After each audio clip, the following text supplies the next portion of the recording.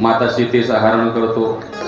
माता सीतेला पुष्पक नावाच्या विमानामध्ये बसून जात असताना जटायू नावाचा पक्षी येतो. जटायू सोबत राजा रावणाचं भयंकर युद्ध होतं. माता सीतेला राजा रावण घेऊन गेल्यानंतर लंकेमध्ये अशोकवनामध्ये ठेवतो आणि स्वतःच्या राजवाड्यामध्ये जाता झाला. इकडे भगवान रामचंद्र मारीच नावाच्या राक्षसाला मारून आल्यानंतर आश्रमामध्ये आल्यानंतर लखनदादांनी खाली मान घातलेली आहे. भगवान रामचंद्र आल्यानंतर विचारलं, लखन सीता कुठे आहे? तुला सांगितलं होतं 1000 वेळा या ठिकाणी येऊ नकोस. अरण्यामध्ये एखादा मायावी राक्षस माझा आवाज काढून तुला भुलवण्याचा प्रयत्न करील. तुला एवढ्या वेळा सांगून सुद्धा तू का जंगलामध्ये आला? दादा येणार नव्हतो, परंतु वहिनी मला असं म्हटल्या. लखनदादांनी सांगितलं काय झालेला वृत्तांत सगळा.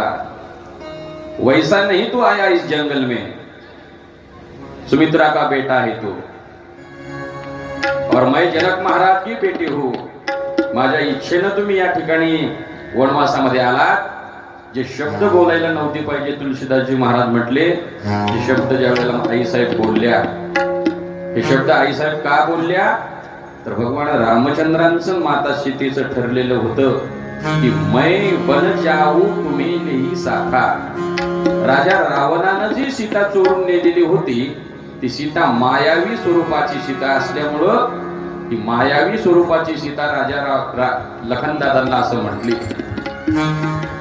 कारण की मारीच नावाचा राक्षस सज्जनो ज्या वेळेला आश्रमाच्या बाहेर घिरट्या घालत होता, उड्या मारत होता, आताचा हरण मायावी आहे, आताची सीता सुद्धा मायावी आहे. भगवान रामचंद्रांचं ठरलं होतं सीता मातेनं प्रवेश अग्नीमध्ये केलेला होता. ओरिजिनल सीता अग्नीमध्ये प्रवेश करते झालेली होती आणि राजा रावणानं जी सीता नेली होती ती कोणती होती? मायावी नावाची सीता. आताची सीता सुद्धा मायावी आहे आणि आताचा तो हरण सुद्धा मायावी आहे.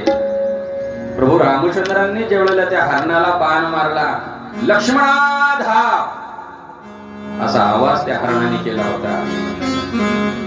लक्ष्मण आश्रमाच्या बाहेर आहेत आणि आईसाहेब आश्रमाच्या आतमध्ये आहेत.